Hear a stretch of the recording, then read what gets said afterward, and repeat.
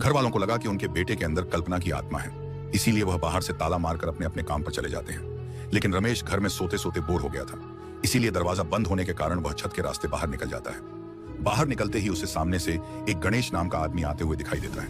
लेकिन जैसे ही गणेश ने उसे देखा, वो अपनी साइकिल छोड़कर ही वहां से भाग गया। इसीलिए वह अपनी बात का यकीन दिलाने अपने दोस्त प्रसाद के घर जाता है। लेकिन जैसे ही प्रसाद ने उसे देखा, वो डर से कांपने लगा। तब रमेश उसे बताता है कि यार, मेरे अंदर कोई आत्मा नहीं है, बल्कि पिछली रात मैं उन लोगों से बचने के लिए भूत की एक्टिंग करने लगा। लेकिन प्रसाद को अभी भी उस पर यकीन नहीं था, इसीलिए वह मम्मी मम्मी चिल्लाते हुए वहां से भाग जाता है। थोड़ी देर बाद रमेश पूजा का सामान लेने एक दुकान में जाता है, जिसे देखते ही दो लोग पहले ही फरार हो गए। लेकिन दुकानदार दुकान के अंदर फंस गया, पर उसे कौन बताएं कि लड़का उसके पीछे ही है।